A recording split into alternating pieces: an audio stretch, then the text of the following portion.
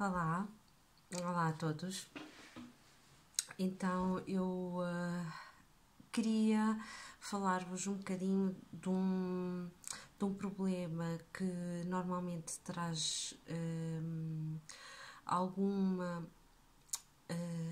confusão e más práticas educativas frequentemente, que são os problemas das alterações sensoriais na criança.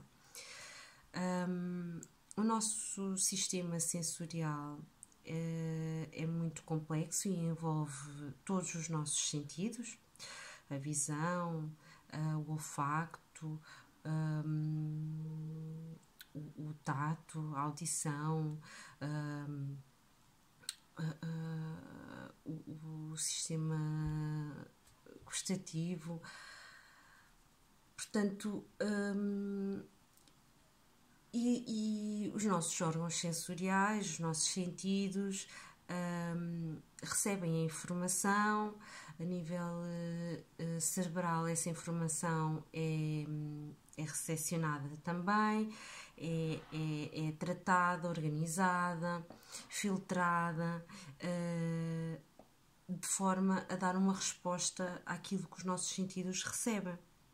E é assim que nós aprendemos a explorar o mundo, através dos nossos sentidos, através dessa informação que é inconsciente, na qual nós acreditamos, e que depois faz com que tenhamos determinados comportamentos e reações. O que é que acontece muitas vezes? É que há alterações nesses sistemas sensoriais, e essas alterações levam muitas vezes a comportamentos desafiantes das nossas crianças. Mas nem sempre nós nos apercebemos de que esses comportamentos estão relacionados com alterações sensoriais. Muitas vezes nós recebemos crianças no consultório que ou crianças com as quais nós trabalhamos nas escolas, que vemos que elas têm comportamentos desadequados, ou porque não param quietos, ou porque gritam, ou porque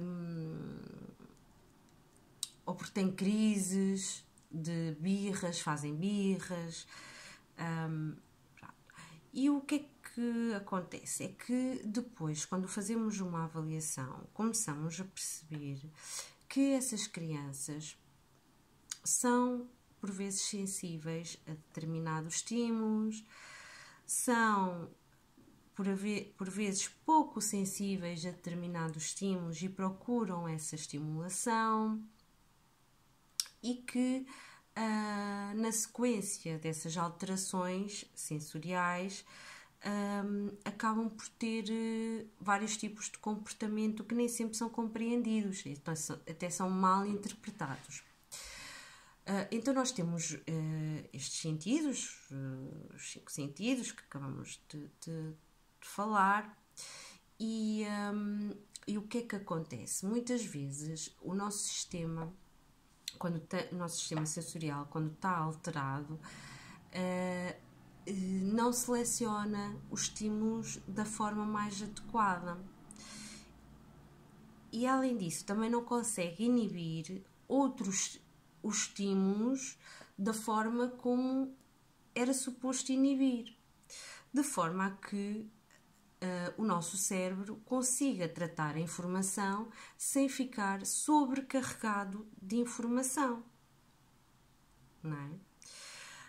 Então temos uma criança que é hipersensível aos estímulos auditivos. Imaginem uma criança que é hipersensível aos estímulos auditivos. Para já, essa criança, quando houve determinados barulhos, vai ter crises de choro, de pânico, porque ela vai reagir de uma maneira muito excessiva àquilo que nós achamos que é só um barulho de um secador. E ela vai reagir: não, para, não gosto, não quero, para com isso. Sim, nós não vamos achar normal e os pais não vão achar normal, mas vão desvalorizar. Porquê? Porque não têm conhecimento das causas deste comportamento e destas alterações sensoriais. Logo, não vão procurar ajuda. O que é que acontece? Essa criança provavelmente numa sala de aula, sobretudo no jardim infantil, em que o ambiente é menos estruturado, vai ter muita dificuldade em se concentrar em determinadas tarefas, porque ela vai ouvir tudo de forma homogénea. O seu cérebro não vai selecionar só a voz da professora, nem vai selecionar só a ficha que ele está a fazer ou a cor que ele está a colorir, porque ele é tão sensível aos estímulos auditivos que ele está a ouvir todos os barulhinhos, o cérebro dele está a receber essa informação e está a tratar de forma igual todos os pequenos barulhos de uma sala de aula. Nós, quando estamos numa sala, certo, até quando entramos numa sala de aula com muito barulho, se calhar conseguimos passar algum tempo habituar-nos ao barulho. Uma criança que seja hipersensível auditiva não vai conseguir abstrair-se desses barulhos, o cérebro dela não vai conseguir abstrair-se. Portanto, ela vai ter muita dificuldade em se concentrar, vai estar em sofrimento, vai estar distraída, vai estar atenta a outras coisas, vai estar irrequieta, agitada, não é? E esses comportamentos não vão ser compreendidos. A educadora provavelmente vai falar com os pais, vai dizer: o seu filho é muito irrequieto, ele não se concentra, ele não faz as atividades do princípio ao fim, está sempre distraído. E os pais não vão associar esses comportamentos ao comportamento que eles veem em casa, que é uma criança que é sensível ao secador ou ao aspirador.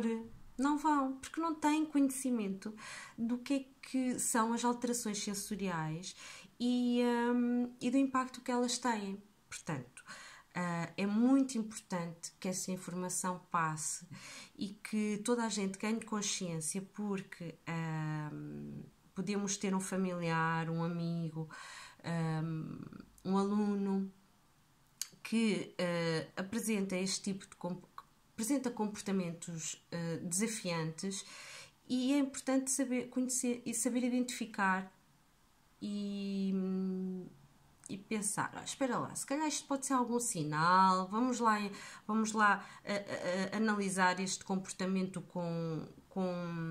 neste sentido, vamos levar a uma terapeuta ocupacional, vamos levar a uma psicometricista para avaliar, a um psicólogo, a uma consulta de desenvolvimento.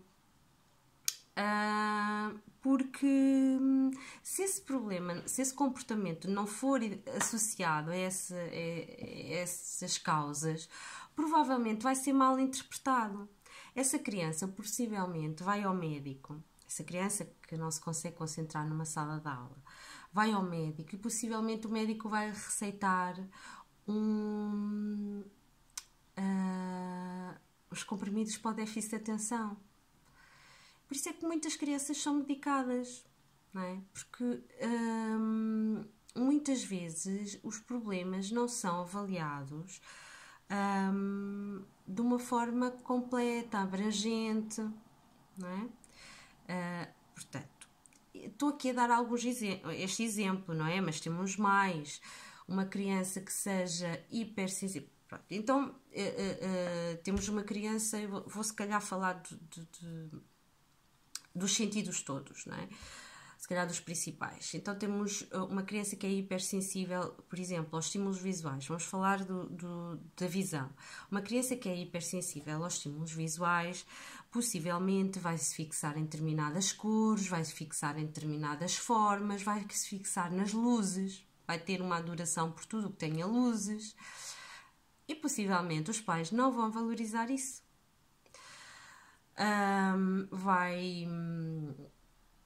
vai ter essa fixação e isso vai alterar a forma como ela gera a sua atenção no dia a dia, porque nós somos sobrecarregados de estímulos. E se a criança não faz uma seleção, se não integra bem esses estímulos, ela vai ter dificuldade em se concentrar, vai ter dificuldade em se comportar, vai ter dificuldade em adequar ao meio, vai ter comportamentos estranhos e não vai ser bem interpretada, possivelmente. Pronto, essa é a hipersensibilidade ao estímulo visual. Se tiver uma hipersensibilidade olfativa, possivelmente vai estar fascinada, vai ser demasiado sensível a determinados cheiros, e os cheiros, por exemplo, cheiros de comidas, e vai selecionar a comida, possivelmente, tal como a hipersensibilidade gustativa, vai rejeitar determinadas comidas, determinados alimentos, vai restringir a sua alimentação, a família vai acabar por se adaptar à criança sem a compreender, não é? Possivelmente vai ao médico e o médico receita umas vitaminas, ou então diz à mãe que a criança come quando tem fome. Não vão explorar mais esse problema, mas o que estava na base é uma hipersensibilidade. Uma hipossensibilidade, o que é que faz? Faz com que a criança procure o estímulo. Na hipersensibilidade ela está demasiado sensível a tudo, a esses estímulos. Na hipossensibilidade há uma procura pela autoestimulação desse sentido. No caso do olfato ou do paladar, a criança vai vai levar objetos à boca, vai levar a mão à boca constantemente, vai estar com a boca toda sempre vermelha quando é pequenina, porque vai estar constantemente com a boca, com a mão na boca, ou leva objetos à boca, leva tudo à boca, fica a mexer, lambe objetos, ou então está sempre a cheirar, hipossensibilidade olfativa, cheirar o couro cabeludo, cheiros fortes, genitais, mete a mão nos genitais e cheira, e está sempre a cheirar.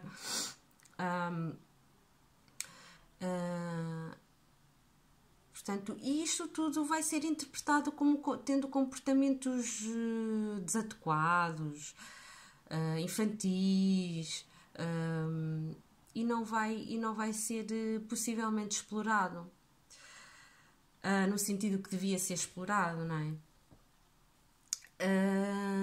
Também há muitas alterações a nível do tato, a nível do corpo. Muitas crianças que não toleram certos tecidos, roupa, são hipersensíveis ao toque, não suportam ser tocados, ou então são hipossensíveis e procuram estímulos, estão sempre a tocar nas pessoas, tocam, não percebem, agarram a cara, porque procuram a estimulação de certos tecidos, de certas texturas, são fascinados com determinadas texturas.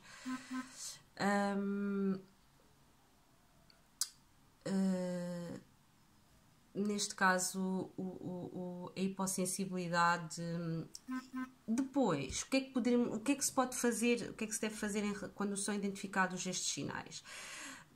Deve ser avaliado, não é, pelos técnicos de desenvolvimento, são médicos, pedopsiquiatras ou psicólogos infantis, ou terapeutas ocupacionais. A terapia ocupacional e a psicomotricidade, se calhar, são as terapias mais adequadas para estes problemas, mas é importante perceber se estas alterações sensoriais estão inscritas num quadro de uma outra perturbação. Muitas vezes estas alterações sensoriais podem estar ligadas às perturbações neuropsicológicas, por exemplo, do espectro do autismo, mas pode não ser, pode ser mesmo uma perturbação do desenvolvimento, que afeta mais a parte sensorial.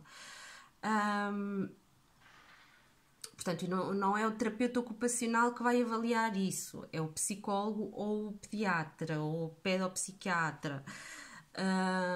E por isso, para mim é sempre importante uma boa avaliação, um bom diagnóstico, porque principalmente nas questões de desenvolvimento e neuropsicológicas existem estudos já muito avançados e muitos estudos para dar garantias de quais é que são os sintomas, os sinais, as características, o funcionamento. E tendo o conhecimento do funcionamento, depois é muito mais fácil adequar as terapias àquela perturbação, não é? Porque é diferente estarmos a trabalhar uma alteração sensorial que se inscreve num espectro do autismo, de uma alteração sensorial que se inscreve numa perturbação de desenvolvimento, não é? É diferente. O autismo tem características específicas. Pronto. Mas o primeiro passo é sempre a avaliação e o diagnóstico. Ter mais do que uma avaliação, ou mais do que um diagnóstico, mais do que uma opinião. E depois as terapias, porque é necessário uma reeducação dos estímulos, não é? Das sensações, uma reeducação sensorial. Se calhar aquela mais conhecida é da Snoozland, mas a terapia ocupacional também resulta muito bem, ou estimulação cognitiva. E depois também é importante a adequação do meio aos problemas da criança, não é? Porque se uma criança necessita de se movimentar, é hipersensível ou hipossensível, necessita de se movimentar e necessita de ter qualquer coisa na mão, ou necessita de evitar determinados barulhos, ou de não ter determinados objetos ao pé dela, porque senão ela vai levar aqueles objetos à boca, ou se necessita, por exemplo, ter um estímulo na boca, ou um estímulo na mão. Portanto, adequar o meio à criança, se necessário arranjar determinadas ferramentas, determinados objetos que sirvam de estimulação para aquele determinado estímulo. Existem muitos, em Portugal não são muito conhecidos, mas se forem a sites franceses ou ingleses encontram muitos objetos e muito material de reeducação sensorial, desde coletes, desde objetos para ter na mão, desde objetos para o tato, para a estimulação tátil, objetos para pôr na boca, ou para tapar os ouvidos. Existem existem umas mantas, existem muito tipo de objetos já para ajudar na reeducação sensorial. Mas a principal mensagem que eu queria passar era mesmo de que estejam atentos às alterações sensoriais. Elas existem, nós muitas vezes não quer dizer que sejam alterações que estejam relacionadas com uma perturbação. Por vezes são mesmo alterações que ocorrem, ou atrasos no desenvolvimento, e que se forem estimulados, ou que com o tempo, às vezes nem necessitam de ser estimulados, às vezes passam.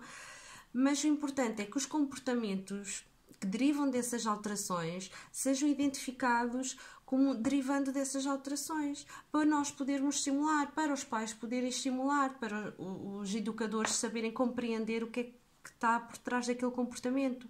Porque senão, além de não resolver o problema, ainda se vai criar outros problemas à volta daquele comportamento. Então é isso. Queria transmitir esta mensagem acerca deste assunto, que eu acho que é um bocadinho mal compreendido e não quero mais falar. Adeus, obrigada.